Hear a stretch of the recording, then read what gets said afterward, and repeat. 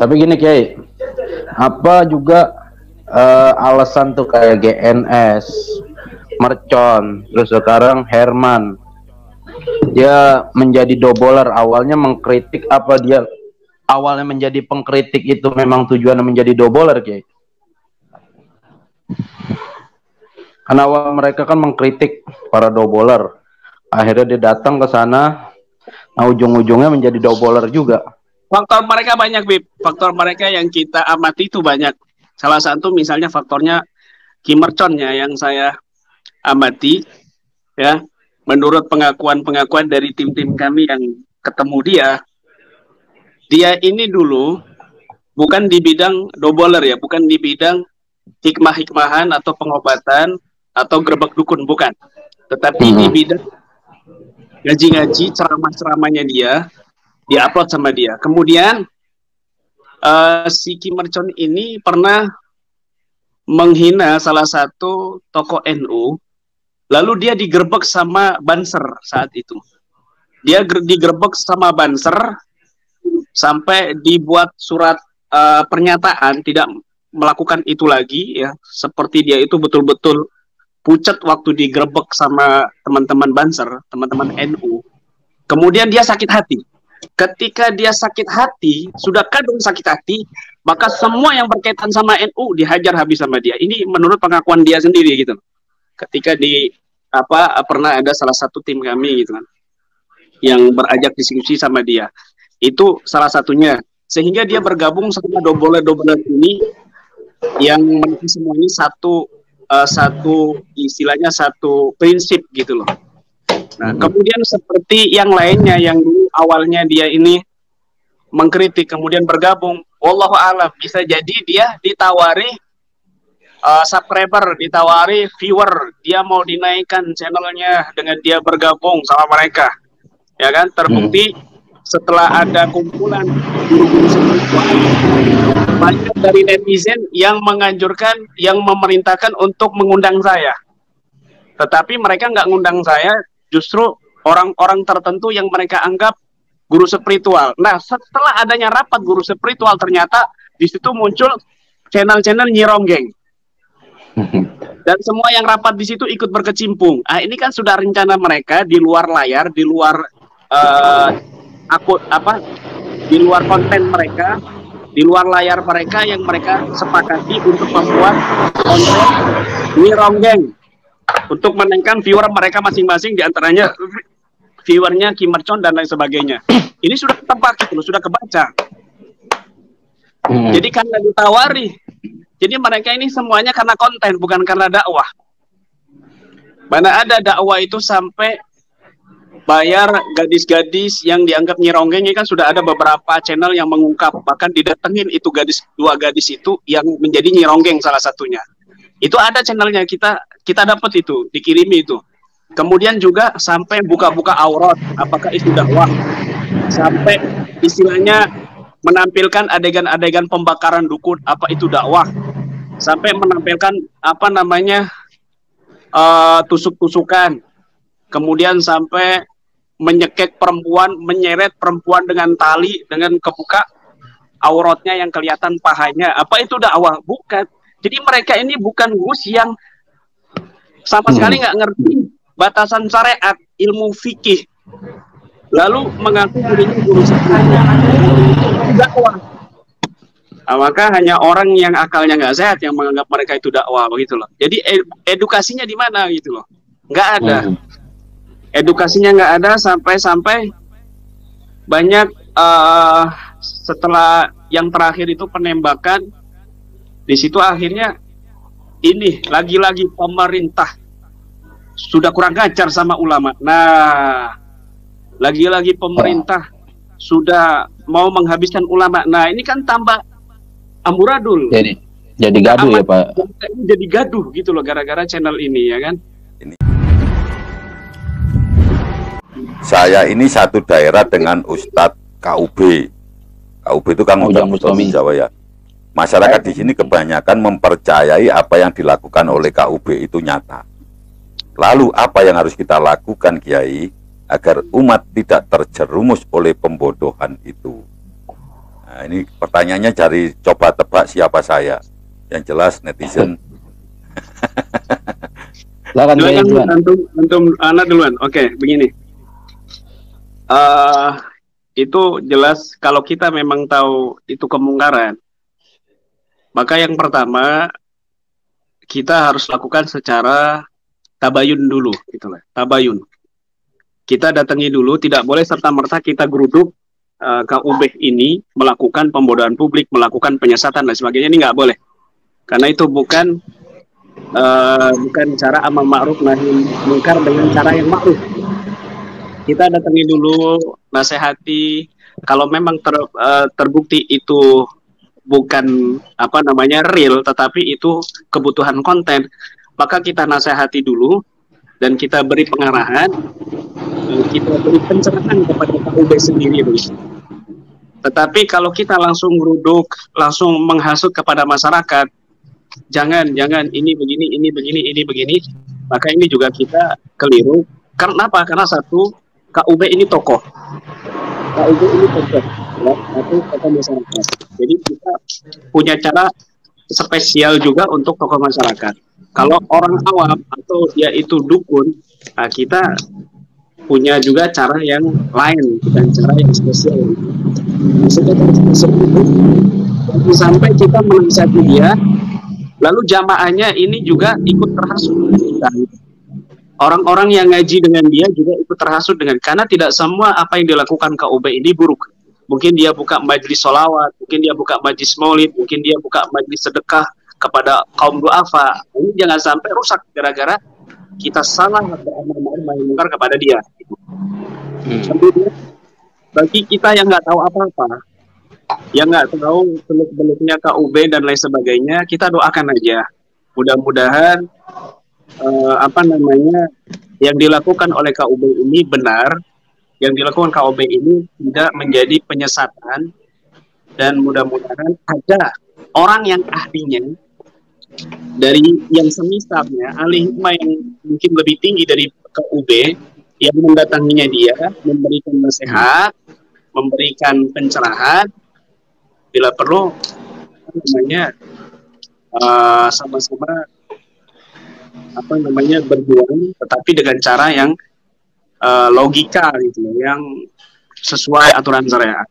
Karena memang betul juga yang dikatakan tadi itu netizen itu, mana mungkin setiap hari bisa mendapatkan dukun secara logika, apalagi dukun sekarang ini sudah dukun milenial, banyak santri milenial, ustadz milenial, nggak mungkin secara dukun dari dulu pakaiannya begitu, berubah-ubah pastinya kan begitu.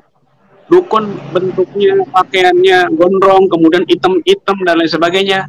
Ini secara penanganan dari ruqyah saja, pengakuan jin dan pengakuan pasien, banyak dukun yang dia ternyata di masjid, berjamaah di masjid, bahkan dia imam masjid.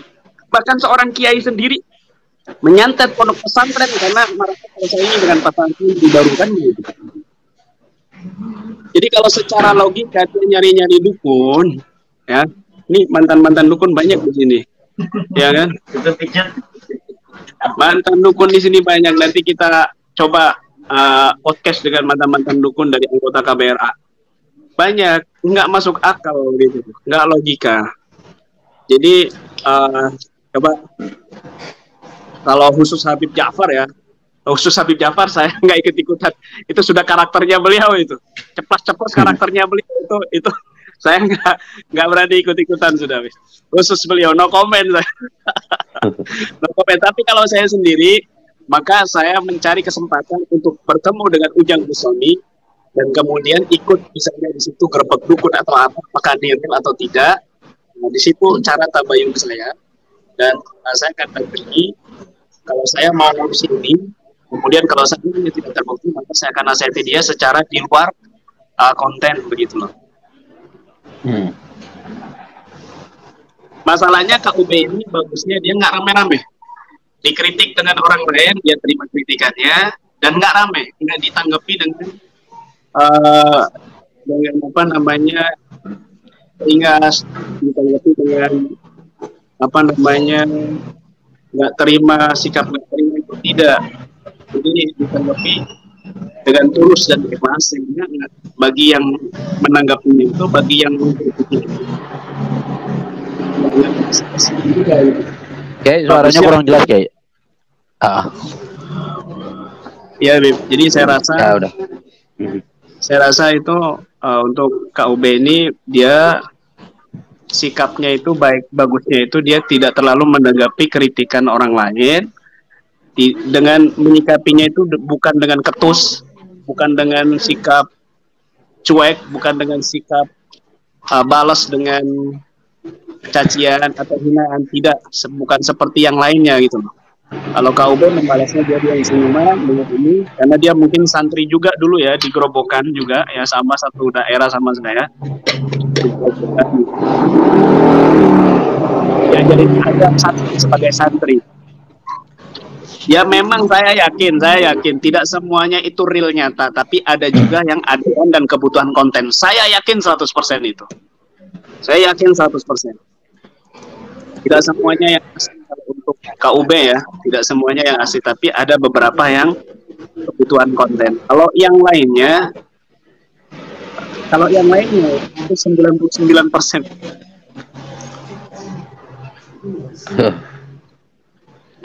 Bos Oce. Terima kasih. Bos Oce. Assalamualaikum. Waalaikumsalam. Bos Oce. Waalaikumsalam warahmatullahi wabarakatuh. Oke. Bos. Ya, Gus official, Masya Allah. Salam kenal. Ini sering video saya juga ini. Iya. Ya, Gus Oce ini dari Batam, Yai. Beliau ini di Batam. Oke, ada tim kami KBRA di Batam. Silakan. Oh ya, di kontak personnya saya nggak tahu tuh, Pak Kiai. Atau ada nanti tak kasih, saya tak minta Kiai Imron, nanti tak kirim ke Gus Oce baik Pak di kontaknya yang ada di Batam. Baik Pak. Saya kan penyambung lidah rakyat.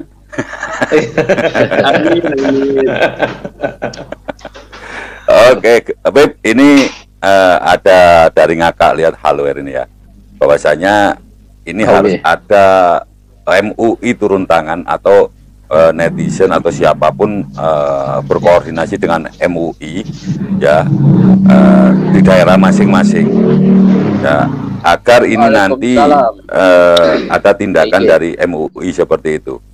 Mungkin seperti itu. Monggo ditanggapi ke Habib Jafar ataupun Kiai Imron ya. Saya di sini mewakili Habib Jafar jadi presenter. Kalau PWNU kan beliau lah Ustadz Imron, lebih dekat ke MUI. Bagaimana menurut Kiai Imron?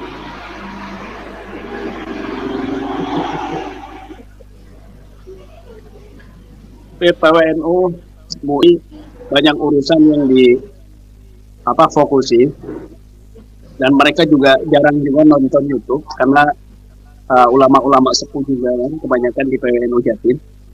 Jadi kita ini yang muda-muda yang harus bergerak. Kita yang muda-muda ini harus bergerak, makanya kita senang juga adanya channel-channel yang mengkonter mereka. Nah, seperti Gus Oce ini juga masuk, ya. Tapi dengan cara-cara yang bijaksana, yang ilmiah, dan juga orang itu bila perlu ahli di bidang itu juga. Makanya Ruqyah Wajah Official ini mudah-mudahan salah satu tujuan kami ya dari tahun 2012, salah satunya untuk mengkontak orang-orang tidak ini, tapi dia berlaga ahli di bidang tertentu, misalnya khususnya di pengobatan. Dia tidak mengerti di bidang pengobatan, bahkan keluar daripada jalur syariat, tetapi dia berkecimpung di pengobatan gitu, sehingga banyak penyesatan pada umat.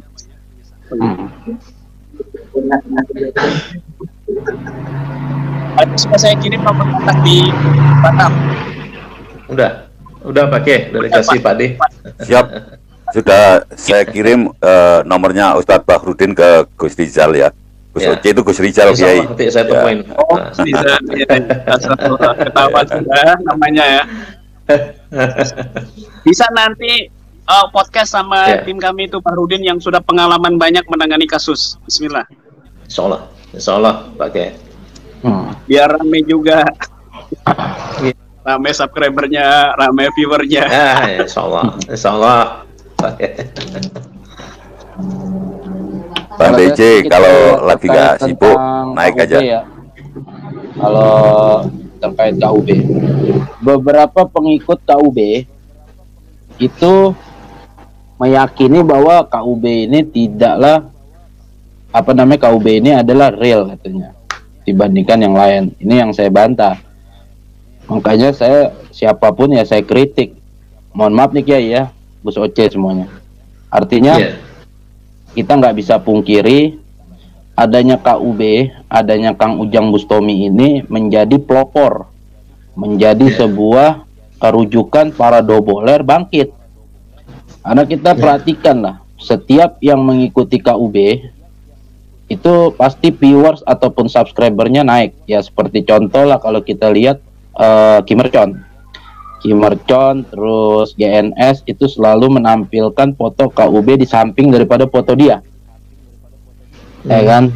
Nah, terkait tentang GNS juga. GNS ini banyak beberapa video yang kita dapati dia bukan hanya doboler tapi juga menghina daripada para ulama-ulama yang saat ini sedang berjuang berdakwah di jalan Allah Subhanahu wa taala.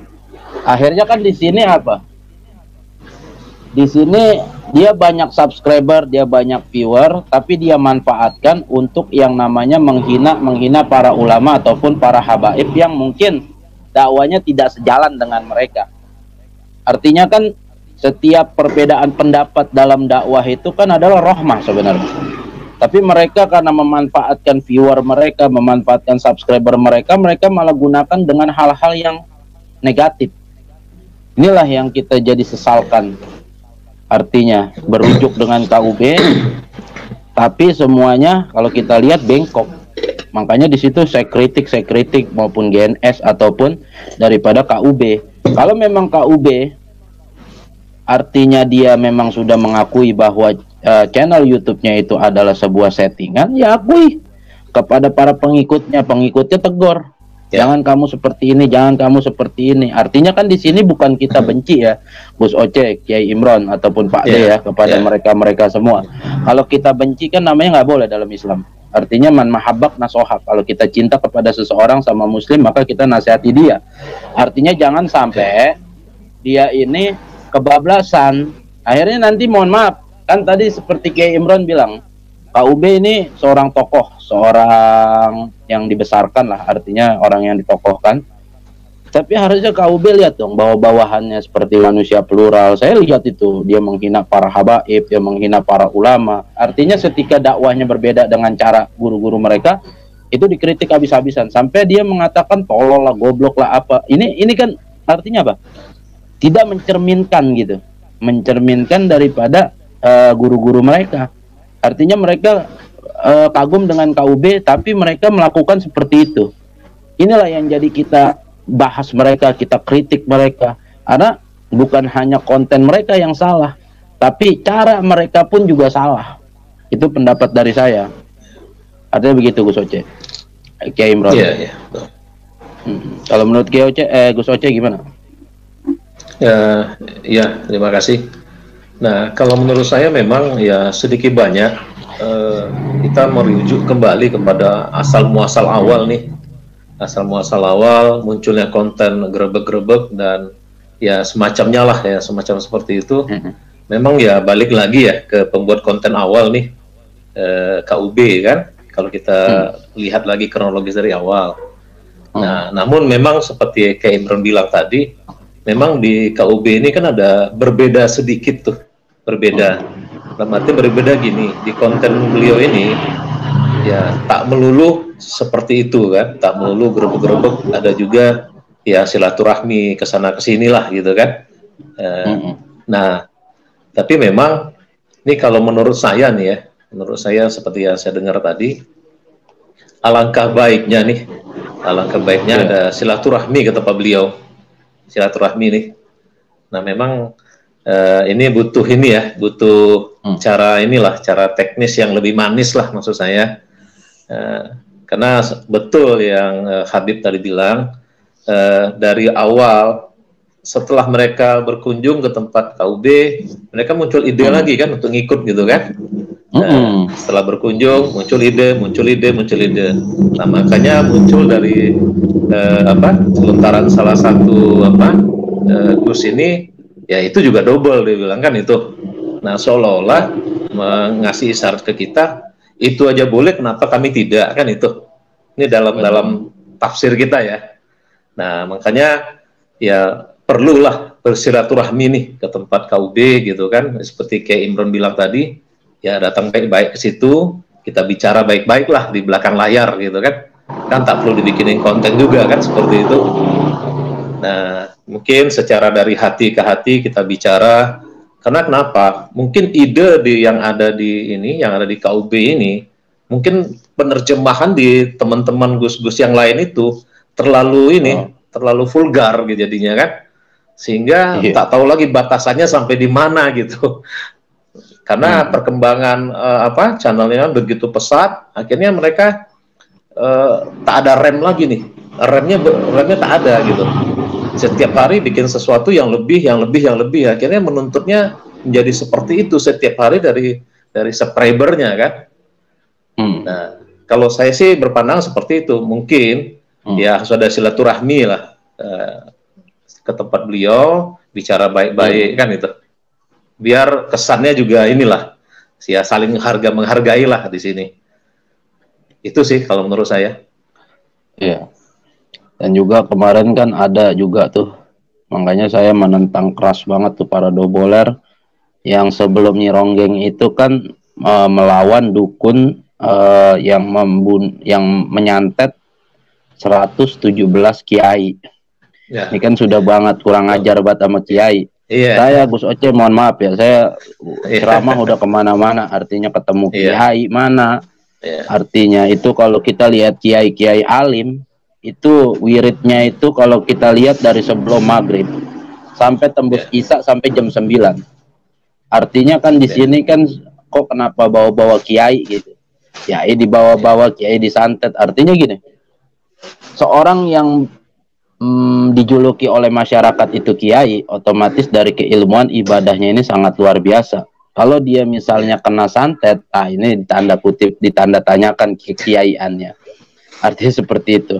Nah, ketika dia bawa-bawa 117 kiai disantet sama dukun santet, ini sudah kurang ajar banget kok kiai dibawa-bawa, kan bisa. Artinya astagfirullahaladzim, ini kiai ini dibawa-bawa, artinya jangan nggak usah jauh-jauh kita bahas kiai besar. Kiai besar, Kiai Imron lah contohnya. Pernah nggak dengar Kiai Imron kena santet? Belum tentu anak rasa. Artinya ini kiai 117 kiai kena santet oleh dukun, hebat banget tuh dukun. Artinya mohon maaf Bu Soce, saya pernah ceramah di daerah yang katanya tempat santet. Alhamdulillah sampai detik ini saya ceramah di sana, saya turun ke sini sehat walafiat aja. Artinya, artinya kan kita kembali lagi kepada Allah. Kepada Allah artinya santet itu juga dia berkiblat kepada iblis. Kalau kita dekat kepada Allah, mana mungkin iblis bisa mengenai kita gitu kan, seperti itu. Nah, ini yang lucunya kan bawa-bawa nama kiai, kan, terus bawa-bawa Nyironggeng. Terus juga kemarin Joker Ganas juga bilang katanya, ini katanya kalau kamu ngomong settingan, kita aja disetting. Ada aja ini orang. Ada aja yang nggak mau mengakui itu settingan artinya. Terus juga kita nasehatin kayak Joker Ganas, mohon maaf Bos Ece. Kita ngomong tentang Joker Ganas ya. Joker Ganas, laki-laki haram hukumnya pakai lipstik. Laki-laki haram auratnya terbuka. Tapi Joker Ganas melakukan itu. Dan dia dianggap orang yang mengerti hikmah. Tapi dari segi syariatnya ini tidak memperlihatkan dia itu mengerti syariat. Dari kecilnya aja soal syariat tentang aurat ataupun lipstik aja dia tidak mengerti. Kok tiba-tiba dia jadi orang sakti gitu. Kan? Kok bisa jadi orang sakti, bisa jadi orang hebat, bisa dianggap orang yang mengerti hikmah. Ini kan mohon maaf Bu Soce, orang yang menjadi netizen ini banyakkan orang awam. Kalau kita tidak mengkritik mereka, mereka ini mau mendapatkan rujukan dari siapa? Kalau kita tidak mengkritik kayak Joker, siapa yang mau ngasih tahu kepada netizen ini tidak benar. Artinya kalau kita diam dengan kemunkaran, Gus Oce, mohon maaf, kita diam dengan kemunkaran, kita tahu itu kemunkaran, kita diam, maka dosanya juga kita kena. Kita kena. Artinya contohnya Gus Oce berzina depan saya. Di dalam kitab Taisir Kholak itu dikatakan, andai kata ada yang berzina di antara keduanya. Apabila kita ini di antara keduanya harus saling menasehati, harus saling menegur, walaupun dua-duanya dalam keadaan berzina, sampai seperti itunya menegakkan amal ma'ruf nahi munkar. Artinya walaupun kita belum benar, walaupun kita masih bejat, ketika kita lihat kemunkaran, maka kita wajib tegur. Artinya ini bahaya, kita dapat dosanya, apalagi kita tahu oh itu kemunkaran, tapi kita biarkan, dosanya kita kena. Al-bala ya bala itu menyeluruh artinya. Ketika Allah turunkan murkanya, balanya, mau yang ibadah, mau yang nggak ibadah, yang mau lakukan, mau yang tidak melakukan, itu semua turun, itu akan kena daripada bala. Nauzubillahi min dzalik. Betul. Lanjut. Gus Oce. Oke. Nah. Ya. Jadi kalau saya menyikapi selama ini, bahwasanya kemungkaran yang terorganisir, ini saya mengutip kata-katanya Gus Rizal ya, Gus Oce ya, kemungkaran yang terorganisir dan kema'rufan kebaikan, orang-orang yang menentang kemungkaran itu tapi tidak terorganisir, terpecah belah, saling berjalan sendiri-sendiri, ini nanti akan hasilnya itu akan lama. Betul. Tapi kalau kita sama-sama terorganisir, insya Allah nanti kita akan cepat menunjukkan hasilnya. Nah, ketika banyak yang bilang bahwa kita hanya mencari subscriber, kita hanya pansos, ya kalau pansos kita tidak akan mengkritik, ya kalau kita pansos kita jadi double juga, ya. Karena mungkin ya Imron pertama lihat saya mungkin dikira saya dukun, kemana-mana saya pakai belangkon, ya. Tapi pakai gamis, pakai belangkon. Jadi yang bawah ustadz, yang atas dukun. Nah, seperti itu. Nah, sementara kita punya banyak teman ya, orang-orang Perdunu itu juga teman kita. Mereka bisa kalau kita ajak, ayo kita bikin gerbek-gerbek dukun. Mereka mau, ya. Nah, di samping itu juga kita menyikapi tadi yang nyironggeng yang adanya setelah pertemuan para orang-orang yang mengaku sebagai guru spiritual, ya, mengakui dirinya sebagai guru spiritual. Sekali lagi saya garis bawahi, mengakui dirinya sebagai guru spiritual, bukan saya yang bilang, ya. Nah, akhirnya terbuatlah sebuah skenario yang disusun oleh mereka. Gus Oce nih, gimana Gus Oce terkait tentang mereka itu? Ya, maksudnya tentang double ini. Iya, double. Kalau Gus Oce ya, Masya Allah nih menganalisanya. Jadi gini, sebetulnya ini analisa saya ya. Ini agak susah kita hentikan. Ini jujur aja, susah kita hentikan. Karena pertama mereka udah ketergantungan di situ. Itu yang pertama. Yang kedua, mereka akan mempertahankan subscribernya. Mempertahankan subscriber itu, karena kalau saya analisa, saya baca subscriber mereka itu sebagian besar itu tidak tahu masalah itu. Saya udah lihat, saya udah baca satu-satu beberapa channel itu, tak tahu mereka kondisi itu. Nah, dia ada juga yang sebagian tahu, tapi itu menganggap hiburan gitu kan. Tapi nggak banyak itu. Justru yang paling banyak itu yang tak tahu kondisi itu gitu. Jadi seolah-olah ini memang beneran gitu, sangat real, nyata gitu kan. Karena mereka bisa memainkan pola-pola ya, ibarat menghipnotis ininya, subscribernya di situ. Mereka penonton mereka bikinkan suatu topik kan sekarang nih Dajjal nih temanya. Udah nyerangnya kan Dajjal munculnya kan. Dajjalnya kan kalau kita lihat kan nggak kelihatan tuh siapa, yang dari dekat nggak kelihatan kan itu. Cuman ya terpental aja dia kan. Nah, kita lihat jadi seolah-olah ada jenis ketiga juga. Ada jenis ketiganya juga, yaitu subscriber yang sudah sadar, kemudian dia unsubscribe. Iya, ada juga. Ada. Tetapi tidak berkurang. Tidak berkurang karena kalau saya amati sistematis subscriber YouTube itu dia semakin bertambah bukan semakin berkurang. Betul kayak. Karena ya kecuali kenapa? Karena memang sistematis YouTube memang seperti itu. Orang saja melakukan perbuatan kriminal di YouTube kan, itu malah tambah banyak subscribernya kan begitu. Ya kan, orang melakukan video-video sesat, porno dan sebagainya, bukan tambah berkurang, malah bertambah. Karena sesuatu yang membuat orang penasaran, lihat dengan nafsunya, itu lebih banyak. Ini membuktikan bahwa umat kita ini, manusia ini banyak lebih mengedepankan nafsu gitu daripada agamanya kan. Betul. Ada juga yang sudah sadar, tapi dia sudah lupa lagi masuk di YouTube-nya untuk asam krep, dia sudah lupa. Jadi biarkan saja. Betul. Nah, di antara yang unsub itu lebih banyak yang subscriber barunya gitu. Ya, itu sistematis dari YouTube, cara kerjanya begitu, bertambah, nggak semakin berkurang. Betul. Nah, kalau ya ada seperti itu. Mungkin dia upload video YouTube, mungkin dia kurang konten-konten, jadi dia tetap bertahan di situ. Memang ada, tetapi kalau berkurang, ya paling beberapa saja, bisa dihitung belasan, bisa dihitung. Tapi untuk penambahan lebih banyak lagi kan. Betul. Kita jadi dari kondisi bersyukur Gus Aceh ada pastinya dengan channel-channel Gus Aceh, Pak D TV Malang, Habib Jafar, Sodik Alatos, Ruki Aswaji Official, TIJ dan lainnya. Ini kita yakini banyak juga yang memang sudah sadar. Betul. Juga testimoni yang mereka akui sadar, itu banyak, itu nggak pungkiri itu. Tapi kalau menurut Gus Oceh terkait tentang channel mereka, kalau menurut analisa Gus Oceh, memang mereka sudah terkegantungan gitu dari channel-channel mereka gitu.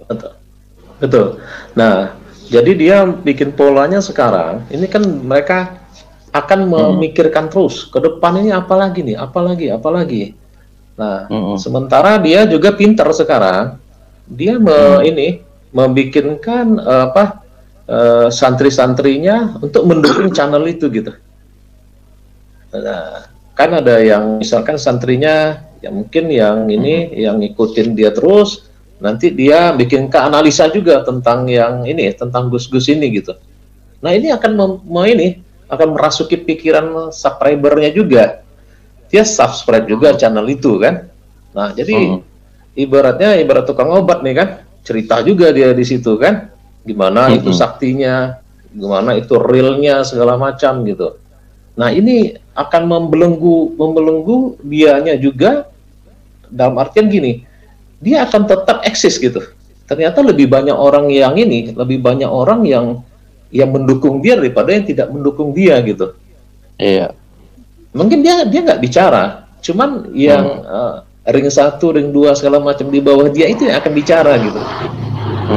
Jadi dia bikinkan lapisan-lapisan, jangan sampai ibarat dia yang bicara, sekarang dia suruh orang bicara gitu. Nah, sementara kita yang mengkritik mereka, ini pertumbuhannya nggak banyak. Orang-orang yang mau mengkritik ini pertumbuhannya tak banyak, dan ibaratnya dalam artian dari sisi ini ya, dari sisi ya mungkin pengikut atau follower atau subscriber itu tak banyak gitu. Tapi kalau seandainya itu mendukung dia, santrinya dia bikinkan channel segala macam, itu akan cepat karena itu diarahkan ke situ gitu. Jadi suara mereka tuh lebih banyak. Kenapa dari awal saya bilang tadi itu kita susah untuk untuk merubah secara ini ya, secara perang media ini, kita misalkan bicara di sini akan susah gitu. Nah, cuma yang paling ini ibaratnya orang ini Habib bilang tadi, di mata kita dia tak betul, kita mengkritik lah gitu kan, itu suatu kewajiban kita kritik segala macam. Biasanya orang kalau nggak mendengar kritikan, dia akan bikinkan sesuatu yang aneh lagi sehingga dia berurusan dengan hukum gitu. Jadi kalau saya analisa itu pasti seperti itu. Jadi dalam arti logika kita, orang-orang yang nggak mau dinasehatin gitu kan, ini kan kita nasehatin nih, nggak mau dinasehatin ya lama-lama dia bikin blunder sendiri gitu kan. Ini terjadi sekarang nih dengan salah satu Gus itu kan. Nah, ujung-ujung nanti ke situ dia. Pasti ke situ. Karena orang kalau nggak mau dinasihatin, dia bikin salah, nggak dinasihatin, nggak dengar gitu, ujungnya bikin salah lagi gitu. Gitu loh. Ya. Nah, alangkah sayangnya gitu kan, alangkah sayangnya kalau orang tidak bisa dinasihatin, dia juga nggak berubah segala macam karena faktor A, B, C, D, E gitu kan. Alangkah sayangnya gitu. Karena biasanya orang yang nggak mau dengar nasihat, suatu saat dia kena lagi permasalahan gitu. Nah, seperti Habib bilang tadi, nanti bawa nama kiai lah, sekian banyak kiai itu udah kena santet segala macam, udah aneh-aneh pikirannya, udah ibarat udah halu gitu kan, udah ibaratnya udah dibawa kemana pikiran kita gitu, hal-hal yang rasa-rasanya bagi seorang Gus itu nggak pantas lah seperti itu kan, tapi karena kebutuhan memuaskan subscriber gitu kan, memuaskan subscriber, memuaskan ibarat orang bikin film gitu kan. Bikin film apalagi nih ide-ide gilanya gitu, itu gila idenya nih kalau saya analisa, udah nggak masuk akal, tapi justru yang disenangi subscriber tuh seperti itu, yang aneh lagi gitu, sehingga bikinkan sesuatu yang lama-lama ya blunder sendiri gitu jadinya kan, sayang gitu, jadi nama ulamanya itu dipertaruhkan jadinya ujung-ujungnya begitu kan, jadi sayang gitu maksud saya gitu kan. Iya betul, Gus Oce ya. Karena sesuatu yang menjadi daya tarik netizen itu, apalagi soal martabat, soal pujian, sanjungan dan sebagainya. Betul. Ini banyak melalaikan manusia, dan Allah sendiri mengatakan, alhaakumut takasur, telah melalaikan kalian at-takasur. Banyak-banyakan gitu lah. Banyak-banyakan apa? Harta, ya kan, jabatan, termasuk juga subscriber, sanjungan, pujian. Kapan berhentinya? Tazurtumul makabir. Kapan berhentinya? Sampai mereka mati masuk kuburan. Nah, itu dia tuh. Ini ada yang baru mengerti dolar. Ada yang mengatakan demi dolar mereka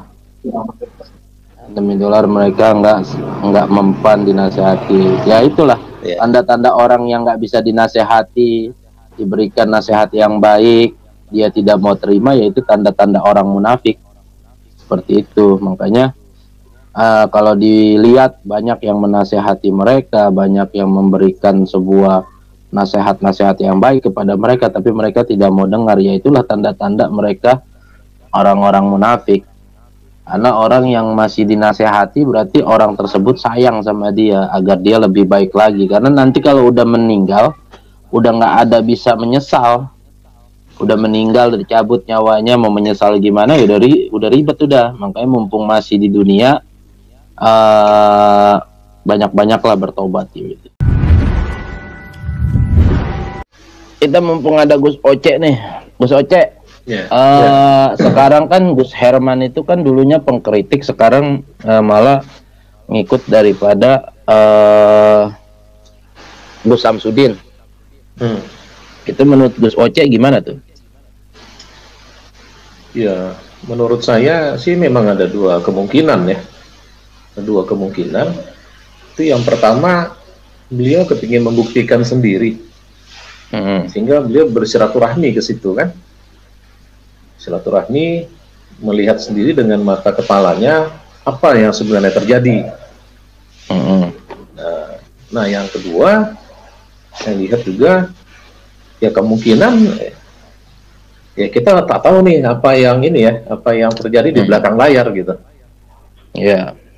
Nah, kita kan butuh setelah ketemu ini berikutnya beliau seperti apa lagi terus kita lihat gitu. Apakah ada perubahan? Kalau seandainya beliau kepingin buktikan sendiri, lihat di situ memang itu cuma trik atau gimana, ya mudah-mudahan kedepannya beliau akan percaya diri nih, wah ternyata memang betul apa yang kita kritik selama ini kan. Nah, kita tahu kan kalau seandainya setelah ini beliau justru mendukung, ya berarti kan ada sesuatu, kita kan tak tahu itu di belakang layar seperti apa kan. Kita perlu lihat kedepannya, kita lihat seperti apa. Siap, Kepulauan Riau. Kita baikkan siap. Karena kita lihat ada satu video Gus Herman juga sempat mempersiapkan diri melawan dukun Dajjal. dukun pemuja Dajjal.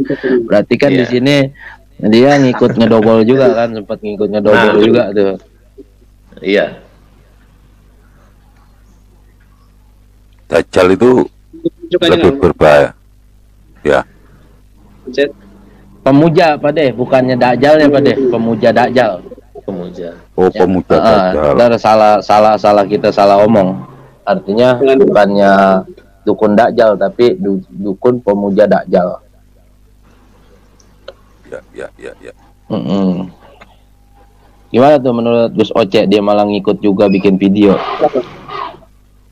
Ya, kalau memang arahnya seperti itu, ya kita bisa prediksi lah. Berarti kan memang udah satu grup kan. Kita mau ngomong apa gitu? Yang atas 9. Berarti subscriber ini bisa merubah orang ya? Iya.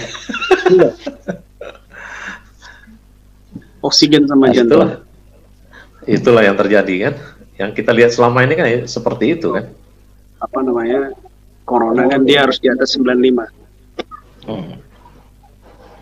Bang Tejo udah kita kasih linknya, tinggal naik doang beliau. Saturasinya oksigen jantung ini kan. Berarti artinya kita tunggu ke depannya tentang Gus Herman ini ya, Bang Oce ya? Ya sebaiknya mungkin kita analisa dulu seperti apa sih ke depannya kan. Iya. Jangan-jangan nanti kayak apa Menel. Ya Abah Menel. Abah Menel lucu ya. Darurat lagi. Ya intinya mah kita lihat aja lah ke depannya Gus Herman itu seperti apa lah.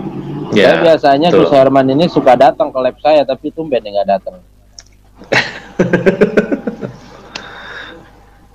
Kalau datang saya naikin langsung biar dia yang ngomong dah. Iya. Nah, ini sih nanti kita berharap suatu saat Gus Herman mau naik dan menjelaskan kepada kita semua seperti itu. Iya. Pak De, Habib, Gus Oce. Iya. Saya mundur diri dulu, mau lanjut penanganan. Terima kasih Kiai. Terima kasih banyak. Siap Kiai. Oke Kiai. Terima kasih Kiai. Semoga sehat semuanya. Assalamualaikum. Waalaikumsalam warahmatullahi wabarakatuh. Ya, tinggal kita bertiga ini. Yang pakai kaos merah ini pasien, saya dukunnya, Habib Jafar yang ribet. Nah. Kesan kita nih pada malam hari ini gimana Pak De, Gus Oce? Pesan untuk netizen? Nah, kalau saya ya gunakanlah akal sehat. Jadi kan bukan apa ya. Ini kita jangan sampai lah kita melihat tayangan tapi ya kita pakai akal juga. Karena kenapa? Saat kita tertarik dengan satu channel dan apalagi yang ini kan berbau agama ya, berbau agama dan casingnya memang agama gitu kan. Nah, apalagi tampilannya juga seperti itu. Nah, jangan sampai kita ya telan bulat-bulat lah gitu kan. Jangan sampai kita telan bulat-bulat. Kita cerna dulu. Kita boleh ibaratnya melihat tayangan itu kita tertarik gitu, terhibur gitu kan. Tapi pada saat kita terhibur itu, kita jangan sampai tanpa ada filter gitu. Jangan sampai tanpa ada filter, ya apa yang dibilang, apa yang dilihat itu, ya kita percaya 100% gitu. Karena kenapa? Saat si orang pelakon itu nanti bicara A, bicara B, bicara C, akhirnya kita 100% percaya gitu. Nah, saya sampaikan di sini ya hati-hati dalam dalam mencerna, dalam menikmati tontonan yang berbau ya seperti gerebek dukun santet atau pengobatan-pengobatan yang kita lihat itu, dan kita pakailah akal sehat sehingga kita tak menelan itu bulat-bulat. Jangan sampai kita terpengaruh begitu dalam saat nanti ada channel-channel yang mengkritik kita tak dengarkan kritikan itu gitu. Itu aja kalau menurut saya. Pakailah akal sehat. Pakai akal sehat. Pak De, gimana Pak De? Ya. Oke, terima kasih Habib yang telah memberikan roomnya untuk kami. Intinya tetap kita berpikiran cerdas, berpikiran real, artinya jangan percaya dengan halu-halu yang saat ini ada di YouTube. Artinya dekatilah para ulama-ulama yang soheh, yang istiqomah berada di jalan Allah, yang mengajarkan kita ilmu agama. Jangan sampai salah milih guru, karena kalau kita salah milih guru, nanti dia bawa kita ke neraka, kita akan ikut ke neraka, gitu. Karena anta ma'aman ahbabta, kata Nabi, engkau akan dikumpulkan bersama orang yang kau cintai. Artinya gini, ketika kita mahabbah, cinta kepada satu ustadz yang artinya ustadz tersebut ternyata salah jalan, ketika dia masuk neraka, kalian akan ikut ke dalam neraka tersebut. Nauzubillahi min dzalik. Intinya, carilah guru-guru yang dimana mengajarkan kita ilmu agama yang betul-betul sesuai dengan syariat, sesuai dengan ajaran Nabi Muhammad SAW.